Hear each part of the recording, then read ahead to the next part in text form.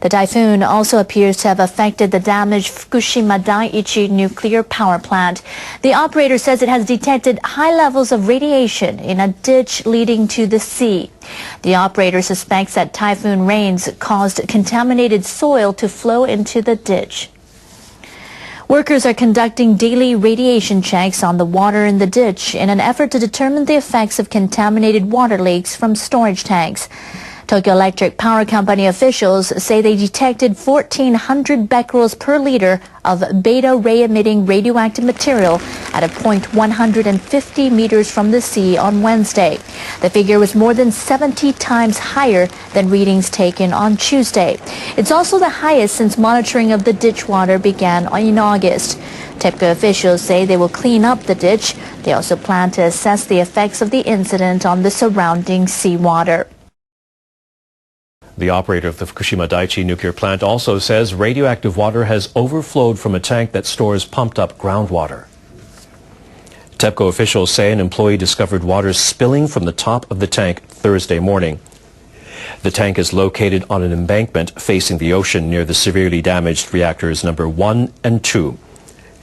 They say they have stopped drawing up groundwater and that the leakage has been contained within a barrier set up around the tank. The officials say they're looking into how much water spilled from the tank and why. It says a pump used to send the water from the tank to a storage place in the reactor building may not have been working. TEPCO began pumping up groundwater near the reactors in August to reduce the amount of contaminated water flowing into the sea. The groundwater flowing from the mountains becomes tainted as it passes through the plant's compound. Fishermen are testing the waters off Fukushima. Crews set out from the port city of Iwaki for the first time since the nuclear crisis began. The accident 2 years ago forced fishermen up and down the coast to stop working. Starting in June of last year, those in northern Fukushima headed back out onto the water to carry out test catches. Fishery officials to the south have checked the safety of waters and seafood there. And now members of 2 cooperatives have headed out to test catches of their own. They have to stay at least 40 kilometers away from the nuclear plant, and they can only catch 16 kinds of seafood, including octopus, hairy crab, and the local specialty, round green eyes. We are 30% hopeful and 70% worried about the contaminated water. We'll do our best, but we're anxious about what consumers will think. Fishery officials will check to see whether radiation levels in samples are below government safety standards. If all goes well, fishermen hope they'll be able to ship what they catch to markets around the prefecture. Rescue crews are back at work on an island south of Tokyo. They're searching for 27 people who remain missing on Izu-Oshima after a powerful storm. Typhoon Wipa brought torrential rain to the island on Wednesday. It caused flooding and mudslides. 22 people died. 30 houses were destroyed, and more than 300 other buildings were damaged. Police, firefighters, and self-defense force personnel are working around the clock to find the missing. The downpour caused landslides at multiple locations on the volcanic island. In some places, mud and sand have blocked mountain streams, raising the risk of flooding. Prime Minister Shinzo Abe is planning to visit the island on Sunday. He's scheduled to inspect the area from a helicopter and visit a shelter to meet with evacuees. More ground self-defense force personnel are headed to the island. Another storm is expected to hit the Japanese archipelago in the coming week. Government and municipal authorities are putting protective measures in place to prevent another disaster. A former Prime Minister has called for an end to Japan's reliance on nuclear power. Junichiro Koizumi has stirred up the debate on meeting the country's energy needs. Koizumi has retired from politics, but he was one of Japan's most influential post-war prime ministers. Some members of the ruling Liberal Democratic Party are troubled by their former leader's remarks. Koizumi isn't backing down. If the government and the ruling Liberal Democratic Party decide that Japan should end nuclear power generation and use renewable energy sources instead, most of the Japanese people would endorse the policy. Some say Koizumi's position is incompatible with the party's policy of restarting nuclear plants. Others worry his criticisms could convey the impression that party members are divided. Many opposition members welcome what Koizumi has to say, but some doubt his sincerity.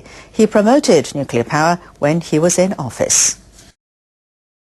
Japanese government officials and businessmen are trying to bring their traditional food to the attention of Asian people. They are holding a showcase on Japanese cuisine and cooking equipment in Singapore, the biggest food fair in Southeast Asia. People from 230 Japanese firms and municipalities are taking part in the three-day event. They are introducing Japanese Wagyu beef, buckwheat noodles known as soba, seafood, and other specialties. One favorite is ramen noodles. Chefs demonstrating preparation methods are a popular attraction. However, problems at the Fukushima Daiichi nuclear plant have raised concerns about Japanese food in Asian countries. The thing is that we need to have some assurance from Japan to see whether the food is really safe for them. Officials say that despite the accident, Japanese food exports to Southeast Asia are growing. They also say the number of visitors to the fair is up by 30% from last year. Prime Minister Shinzo Abe said the government has not come to a final decision about eliminating tariffs on key farm products as part of a free trade pact. He says the administration is maintaining its original policy on the Trans-Pacific Partnership talks. Abe was reacting to a question from Akira Gunji, the upper house leader for the opposition Democratic Party. Gunji said that after the TPP summit earlier this month, government officials said they will begin discussing the elimination of some tariffs that the ruling party had promised to protect in election pledges, and that does include rice and wheat. Gunji asked whether officials from the ruling coalition had agreed to eliminate the tariffs even before the TPP talks. Abe said there was no such agreement and that negotiations are just starting in earnest. There's no change in the government's stance of protecting whatever it can protect and attacking whatever it can attack to pursue national interests. Abe added that he will do his best to keep the Diet informed and respond to public opinion on the issue.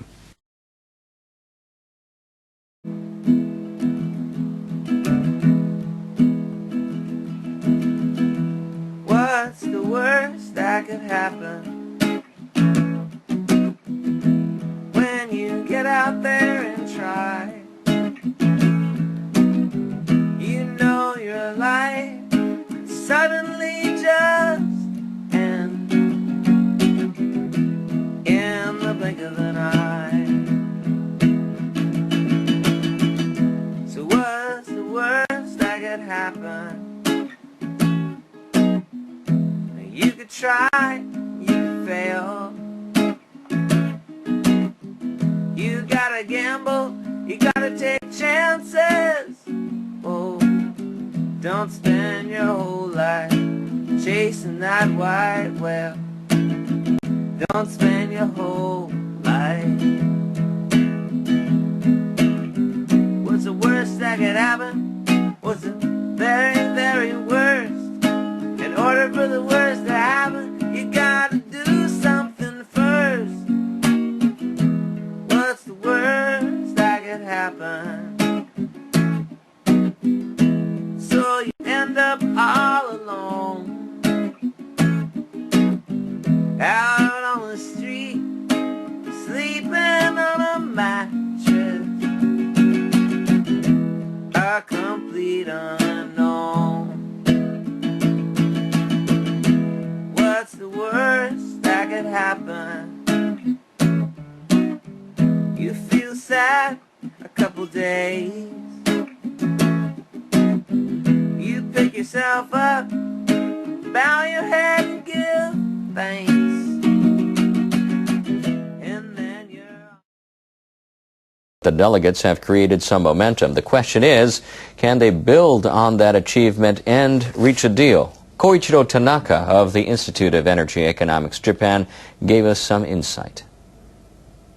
The discussions that were conducted in Geneva does show that there is some progress in the attitudes from the Iranian side. Given the history of the past 7-8 years, most of the talks just ended for the sake of talks, and there was no substance to that. But now I believe that the Iranians have given their position quite clearly, and I believe that the sort of an end game that they're thinking of throughout this discussion is more clear than ever. Well, at least for now, we know that within the next 2-3 weeks, the negotiating team would meet again. And that, as I can understand, that now the onus is in the hands of the P5+1 rather than Iran.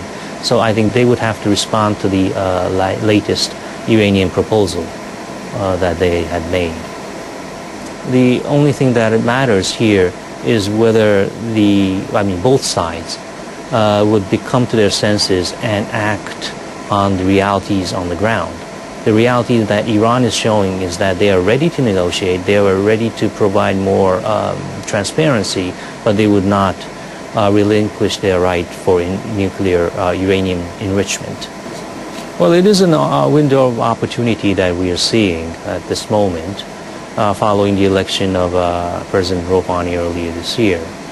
I would not like to think that this is the last chance that the Iranians and the international community has for a negotiated settlement. But still, if they lose this chance, if they blow this chance, I'm going to be more pessimistic. I should be more pessimistic than ever, because the best negotiating team that you can consider within Iran are there at the table, negotiating table. And if they lose their faces and if they are doomed to fail politically, then you can't find a better negotiator on the side of the Iranians.